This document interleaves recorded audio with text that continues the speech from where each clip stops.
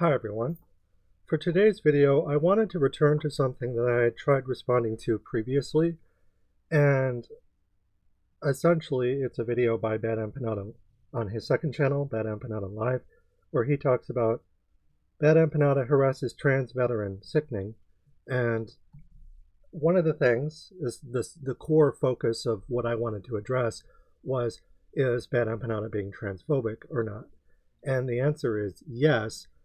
Perhaps not to the degree that you might think, but these things work on a gradient or a spectrum. But in order to explain why, we'll have to go over some different information, as I'm someone who, being a trans woman and a researcher myself, and someone who also resists military occupations, thinks that what Ben Empanada says about the trans veteran in their video, Alana McLaughlin, is transphobic. But again, we'll have to go over some various bits and pieces of information. I can just say yes, but you're not going to just want to take my word for it, right? You're going to want to be like, okay, well, prove it. And proving, racism and bigotry isn't just, oh, well, someone is or isn't this because they explicitly said so. There are, again, layers and different forms of bigotry that go beyond just explicitly saying bigoted things. So in Bad Empanada's case, there's someone whose bigotry tends to be much more layered behind a lot of good statements insofar as challenging imperialism goes. They're not exempt or immune from criticism. So that's the point of this video. Effectively me, a trans woman, a researcher, someone who specializes in sex work, universal liberation, tokenism, and critiquing various forms of tokenism vis-a-vis military de-escalation overseas and at home, and basically how does that factor into someone like Bad Empanada. We'll get to that. So that's the gist of the video, and what we'll be doing primarily is going over other evidence first. We'll basically be talking about my history with Bad Empanada and how they are a problematic individual. Despite the fact that they write good essays, it doesn't change the fact that they're, again, not exempt from criticism. So my history with them is something that we'll go over, and we'll talk about how they've made Stalinist arguments in the past in regards to the discussion of sexuality, and those who talk about sexuality are people who should be dealt with and made taboo, which is a Stalinist argument. This is something I've addressed before. We'll go over that. We'll go over the content in Bad Empanada's video, but primarily in the second half of my response here, we'll go over my summary of what Bad Empanada talks about, as well as basically just the image in front of you. This part of the video, I'll basically analyze just this initial image, and we'll summarize some of the other things that Bad Empanada says as well, because the argument they make while attacking Alana McLaughlin is there's no way that they could be trans because them being trans has nothing to do with it, according to Bad Empanada. Now, I will say, third and final point before we get started is that Bad Empanada, if they disagree with my opinions, just know that I've tried to reach out to them before and talk to them about different things in regards to what they've said and what we'll be going over, and they have yet to respond to me. They're very keen to attack low-hanging fruit, but when someone like me comes along, someone who's trans, someone who's educated and knows as much about my area of research as they do theirs, they're not so keen or interested in being interviewed. They just want to act like, well, they know so much about, say, postcolonialism, so suddenly they're an expert in gender studies, and their behavior would seem to suggest, as we'll get into, that they are not.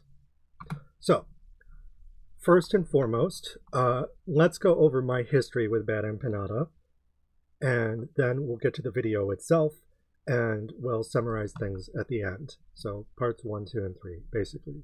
Parts 1, my history with Bad Empanada goes back to about 9 months ago. I have a community post where I write a moment with Bad Empanada Live, basically being Jordan Peele from this Key and Peele skit. Pussy on the Chain Wax coming to a conversation near you. The original combo screen cap source. My response to his stance, again in good faith, I like his work, but he's not very nuanced when making statements talking about the discussion of sex work or content. And I have a screen cap specifically from this conversation, again 9 months ago, where Bad Empanada says, people who talk about sex constantly and openly like it's their main interest must be dealt with, make it taboo again.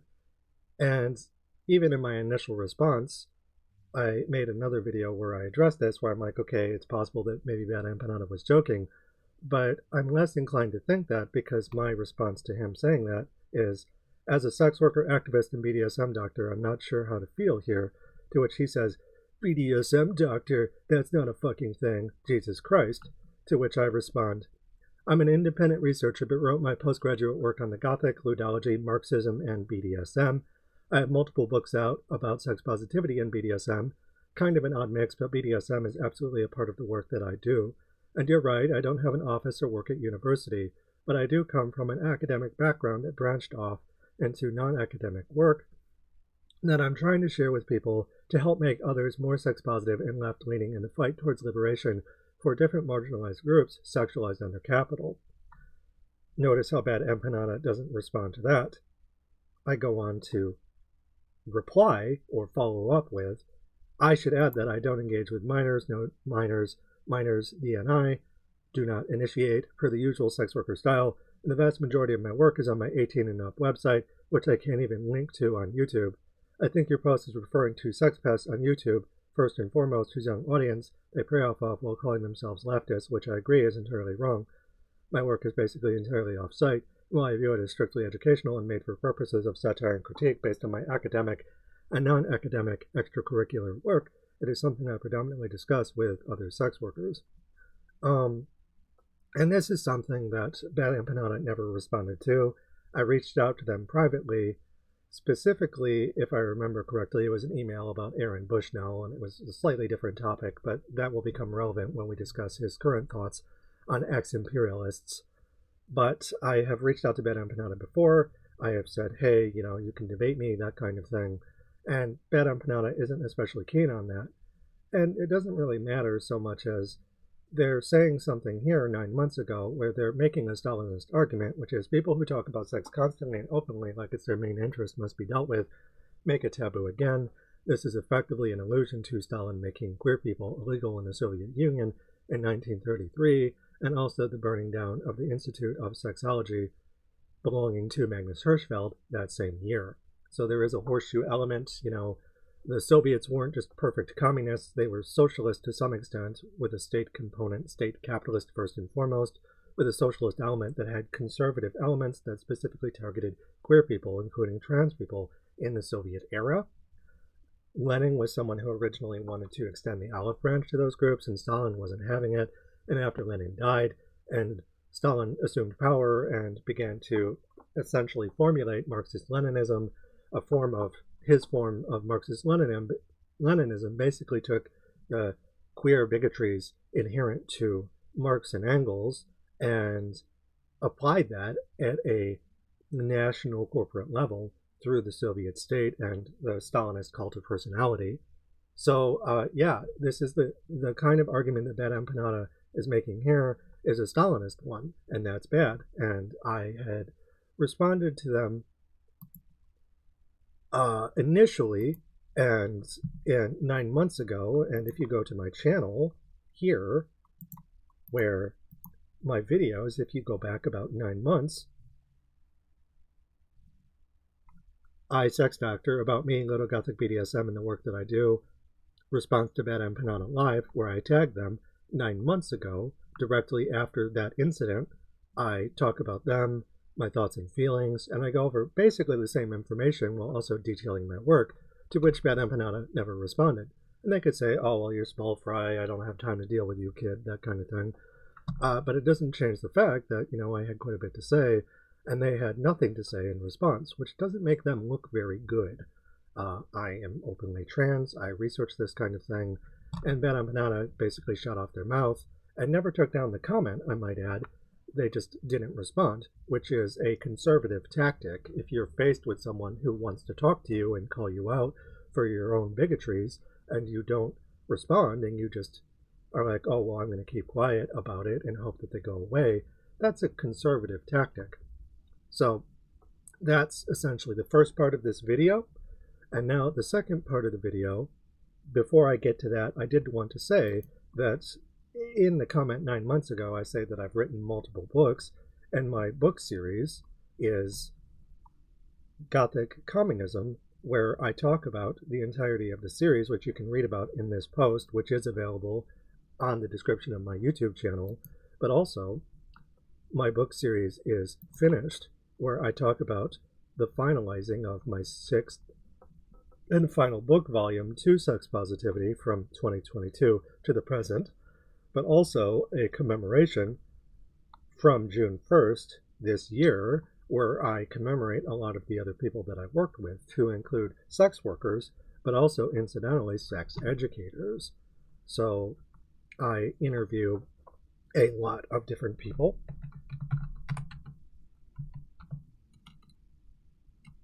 And if we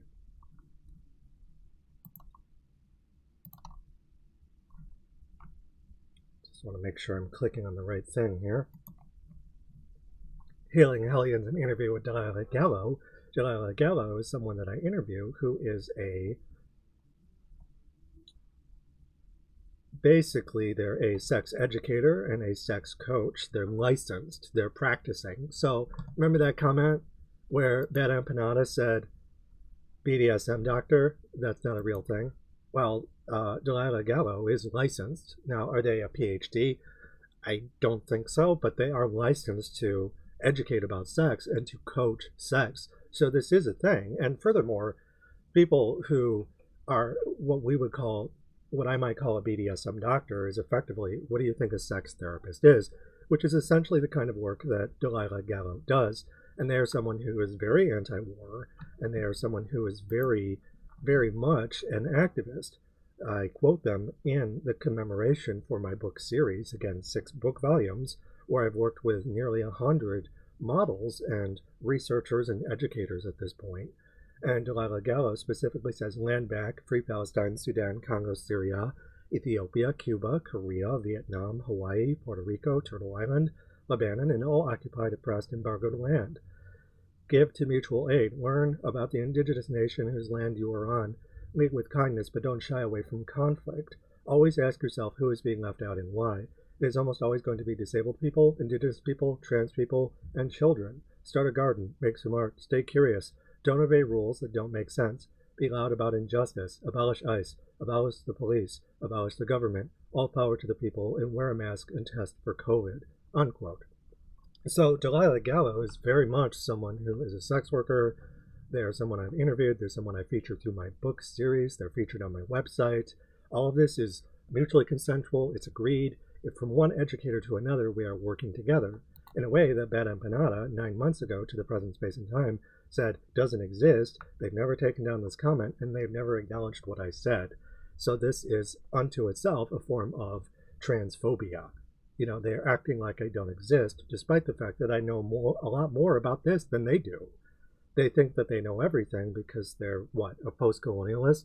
And that's just one side of things. You have to be intersectional in terms of your academic pursuits, bleeding into extracurricular education outside of academia too. Bad Empanada is not a doctor. Bad Empanada is a YouTube essayist. So they're not even a doctor, but they're the one going around and saying that, oh, well, BDSM doctors don't exist. And it's like I even say in my comment to them, well, I'm not someone who works at university, but I've done years upon years of research in a variety of areas where I have written what I consider to be my PhD is something I'm willing and happy to defend. And I would very much be happy to debate Bad Empanada about that. But they do not seem to be interested. But what they do seem to be interested in doing, in the midst, I might add, of various transphobic things, is their video, Bad Empanada Harasses Trans Veteran, where they call out Alana McLaughlin, who is ex-military, ex-Imperial, And they've made further comments elsewhere on their channel about if someone was Imperial, they're always Imperial. And Bad Empanada is essentially gatekeeping this person. And before we get to Bad Empanada's video, we're not actually going to watch it because I feel like I can just sort of summarize what they're saying. And if they don't like that, then, well, too bad. I am going to use evidence that they give in their video right in front of us. But first, I want to read the comment that I wrote 5 days ago. Just because 5 days ago, I was in the middle of trying to get my commemoration post out for my book series, where I'm like, okay, I needed to get this out by the 1st. It was a huge time crunch.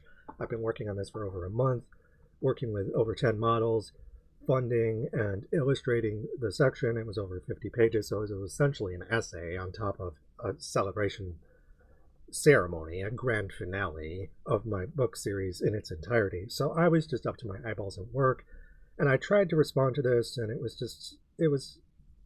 was something that got me flustered, and I wasn't able to really focus on it and give it my whole attention.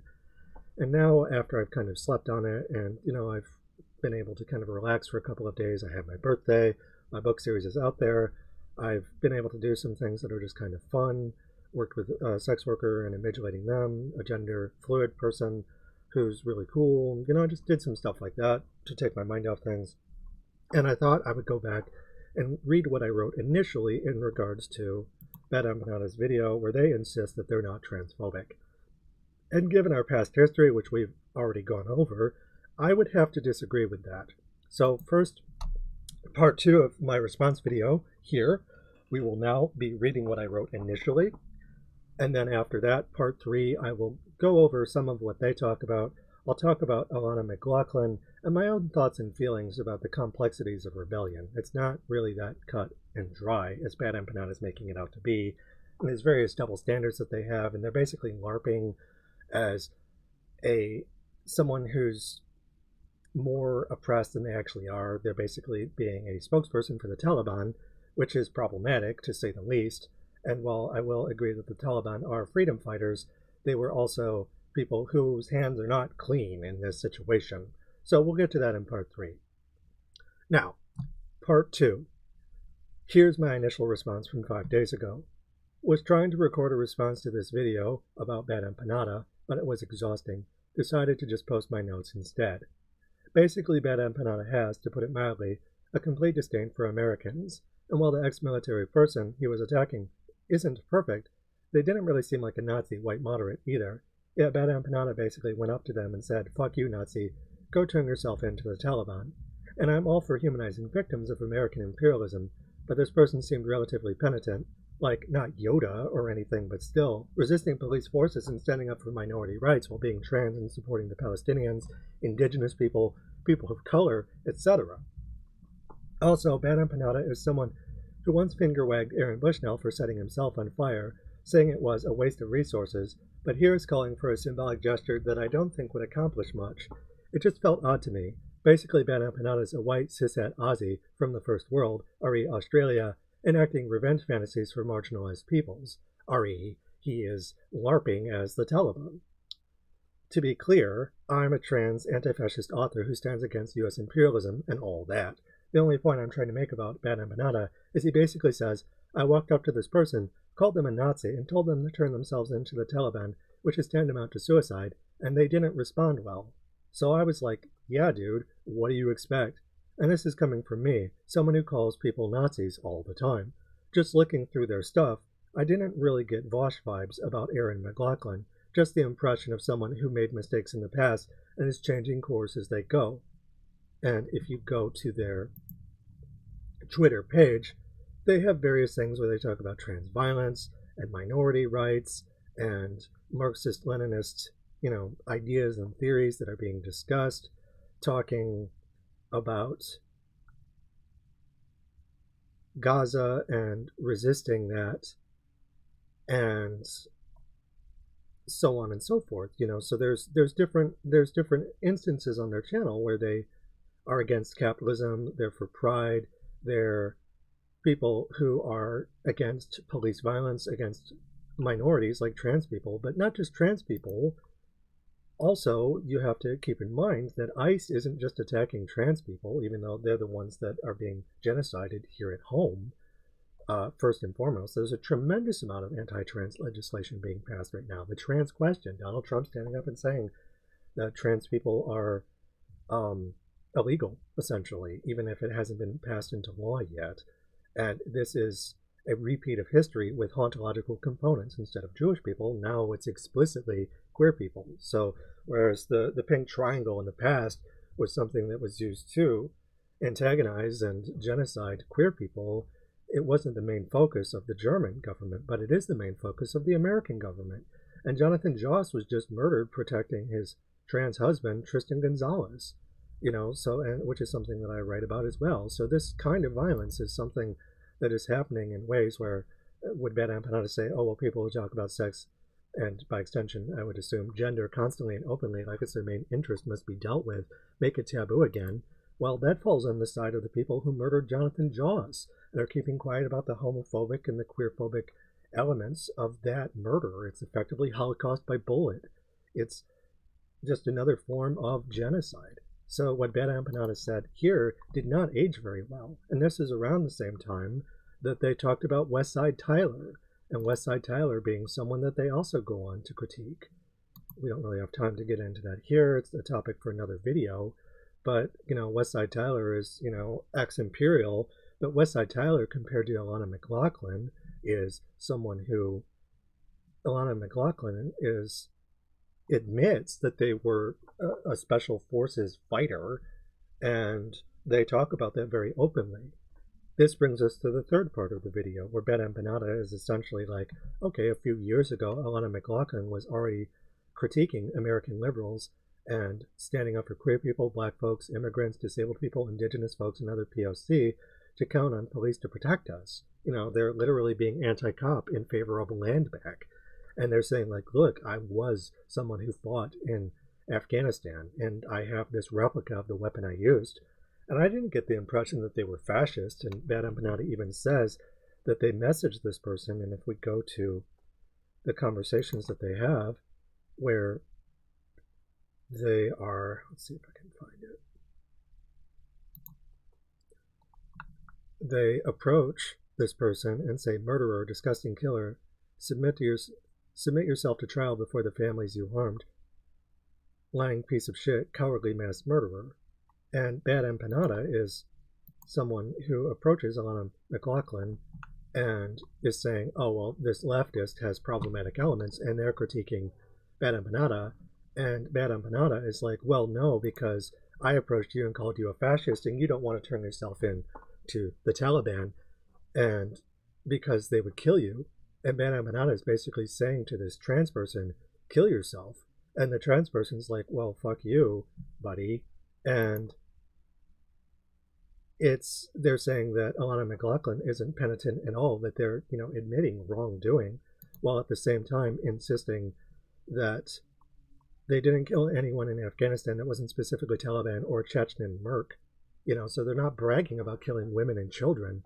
They're talking about fighting the Taliban, who, let me remind you, were funded by the CIA to fight America's enemies, the Soviets, and then they went on to abuse people in their own nation. So it's not as simple as Bad Empanada saying that, oh, the Taliban are just freedom fighters. You can be a freedom fighter and a bandit funded by the American military. So, like, the Taliban eventually took up arms against America, but make no mistake about the fact that they were also bandits that were hired by America. So if that sword of Damocles is hanging over their head, Bad Empanada doesn't recognize that. He doesn't hold them accountable. There's a double standard. And the double standard extends to Alana McLaughlin, transphobically, where Bad Empanada is basically saying, turn yourself into the Taliban, and knowing that it would be a death sentence. He's saying, kill yourself, commit suicide. Whereas with Aaron Bushnell, he finger-wagged Aaron Bushnell and said, no, Aaron Bushnell, don't kill yourself. That would be a waste of resources. And I'm going to make Bad Empanada's argument about Alana McLaughlin. If someone's trying to go over to the left from the right, you can't gatekeep them and then say that they're not on the left, because you're the one gatekeeping them. And that's transphobic because they're a trans person and they're someone who's fighting for a lot of different minorities, and they're fighting for minorities overseas. And are they a past? Are they a person who did imperial crimes in the past? Yes, and they're very clear about that. In regards to the rifle, though, that they talk about having a replica made, if you killed people with a weapon and now you're turning your former firearm for the Imperium against itself in defense of minorities overseas and abroad, wouldn't it behoove you to use a weapon that you know works? Like, they're not saying, like what Westside Tyler said, where, oh, I killed, brown people and they're just filthy animals. They specifically say that they killed people that are better than Nazis. They're acknowledging their foe as an equal through the field of battle. And they specifically fought the Taliban, who are bandits. And nowadays, I imagine the Taliban recruit from their own populations that have been bombed by the United States military. And Alana McLaughlin is against capitalism. They are against the imperial core, and they're saying these things, and you're explicitly calling them a Nazi, when, I'm sorry, as someone who studies Nazis extensively and tokenism, they do not strike me as that kind of person. Could they be more penitent than they are? Well, yeah, but again, they're not Yoda, they're Luke Skywalker, and they're trying to come clean, and they're trying to walk away from Omelis, and you're the one who's gatekeeping them while LARPing as the Taliban. And this is especially problematic because you, a white, straight, cishet man who's never been sexually abused, is essentially making arguments against a trans person and saying that you're experiencing revenge fantasies for a minority against another minority. Did you know that people in the military, trans people in particular, are abused constantly? That they're raped? That oftentimes they're forced into the military to get away from their abusive families, and you just assume that they're fascist instead of saying, hey, maybe, if I walk up to them and call them a Nazi and say, oh, well, get fucked, kill yourself, that might trigger a survival mechanism from them, having arguably possibly been abused in the military. You don't even stop to think about that. And you're like, oh, well, I don't care about them being trans at all. That is a form of apathy against trans people, and you're the one who's making that separation.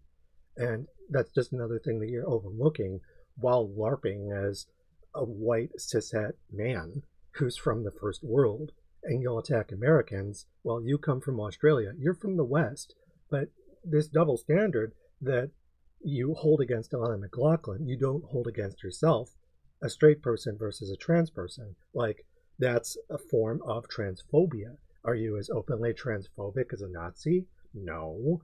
Is it a form of, but it's still a reactionary, like you're literally walking up to them and telling them to kill themselves, and what would it solve? Nothing. You're just doing that to make yourself feel better so you can tell someone to kill themselves, specifically a trans person. And I think that that's supremely fucked up. And yes, you are, in my professional opinion, as someone who is a sex doctor, who does research this stuff, I have over 10 years of research, 6 books. I've worked with nearly 100 models and professors and researchers and educators about my area of research. In my professional opinion, Madame Empanada, you are transphobic. And does that mean that I entirely agree with what Alana McLaughlin, or I can't criticize them? Sure, I can criticize them, but they at least are penitent to the degree that they are standing together and using their arms against imperial forces to protect the marginalized at home and abroad. They stand with Palestine, and they stand with Palestine's enemies. So you are basically trying to take away an ally to the Palestinians and undermining your own cause, but also attacking my friends and I. Violence against one trans person is violence against all trans people. And that includes what happened with Jonathan Joss, and where he was murdered protecting his trans husband against a bigoted Texan neighbor after their house was burned down, and they revisited the location to pick up some mail, and then a trap was basically set, and someone was lying in wait to ambush them and shoot them, and Jonathan Joss was killed. So the killing isn't just happening in Palestine. And I'm someone who recognizes that and writes about Palestine all the time. But there are other things to write about as well, including the rights of trans people. So that essentially concludes my thoughts and feelings about Bad Empanada and whether or not they are transphobic. They are transphobic. Just because you're critiquing someone who's ex-Imperium and you speak in these absolutes and you use Stalinist arguments and you, in regards to, people who talk about sexuality and there's Maoist and Stalinist tendencies to you, you're Marxist-Leninist in practice. I have an entire book chapter dedicated to you in my Undead module. They Hunger, specifically, is the name of the chapter. I can't link it because it's on my website, but essentially I talk about you and how your own Marxist-Leninist tendencies are transphobic. They might not be as openly transphobic as a Nazi, but it doesn't change the fact that you're effectively a white moderate with a progressive veneer who's LARPing as the Taliban. And I think that's deeply, deeply problematic, even if you're not a Nazi. You are someone who is trying to insist that you're not transphobic, and I call bullshit. So what do you have to say to that, dude? I'll debate you right now. I'll debate you. Just name the time and place and I'll do it. Okay, I'm not afraid of you. And I also agree with a lot of what you say, but I also think that you're a giant dickhead for a lot of reasons that my book chapter goes into. So if you're curious, you can go and read that. But also just in regards to what you're saying about this person, if there's a potential ally who can protect people at home but also abroad using the weapon that they once used to commit violence against the Taliban, who are not perfect, who again were funded by the CIA to do war crimes, and then they go on to continue doing war crimes.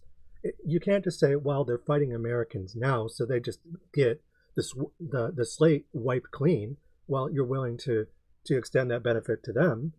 And I agree, they should be able to resist their oppressors, but it doesn't change the fact that they're still criminals in ways that, while criminogenic, they're still misogynistic, they're still transphobic, and they're still opportunistic. And Alana McLaughlin's beef with the Middle East largely has to do with the reality that she was paid to fight bandits. And she insists that she didn't kill women and children. And you're saying that she did. So which is it? Did she fight the Taliban and Chechen mercenaries, or did she fight women and children? And there is some gray area there, but you're just saying that she's a Nazi and that she needs to commit suicide in a way that you said Aaron Bushnell shouldn't, despite the fact that they're both members of the military. It's like members of the military oftentimes will turn away from said military. You have not just Aaron Bushnell, but Chelsea Manning was trans and a whistleblower. You had Edward Snowden, who was a whistleblower who worked for the USA, who initially signed up to fight during the War on Terror because it was all that they knew. And they walked away from that and blew the whistle on the NSA. And they were both members of the military that did an incredibly brave thing, something far braver than you or I or anything that we've done. And Chelsea Manning was locked up, and Edward Snowden became an exile. And there are various other individuals as well. Bob fucking Ross was in the Air Force, and then he walked away from that and taught art and painting to a large number of people and became a force for good. There's a lot of different ways to do that, and that includes trans people like Alana McLaughlin, who you're attacking with an extreme amount of bias, what they call extreme prejudice. And there's a tremendous blind spot in regards to you are a postcolonialist. Well, you're capable of doing bigoted things just as the Taliban are, and you are not a member of the Taliban. You are not oppressed just because you live in Argentina. You are a member of the Imperial Corps that transplanted yourself. So as far as I'm concerned, if Alana McLaughlin doesn't get to wipe their slate clean, neither do you. So what do you think of them apples? I'm here anytime. Debate me, okay? We'll have a nice talk. In any event, that's the video in question. I just wanted to conclude with the outro here that anti-trans laws don't just affect trans people, they affect a large number of people. And for my next video, I wanted to watch Happy Pancake's Anti-Trans Laws Will Ruin Your Life Too, where they talk about the fact that trans people are being attacked. And this, of course, goes back to the Institute of Sexology, of course. And I can't. this image here, the famous photograph of the Institute of Sexology, but there are various witness accounts of people who are being attacked. This person, for instance, was someone, full-time cowboy, who was attacked, a trans person in a bathroom in America, and, you know, they're being handcuffed, they're being beaten and accosted by people, the same kind of people who, for all intents and purposes, lynched Jonathan Jaws. You know, so this kind of thing is affecting a wide range of people. And Bad Empanada, you seriously need to pull your head out of your ass and stop acting like your shit doesn't stink, because you're a member of the first world.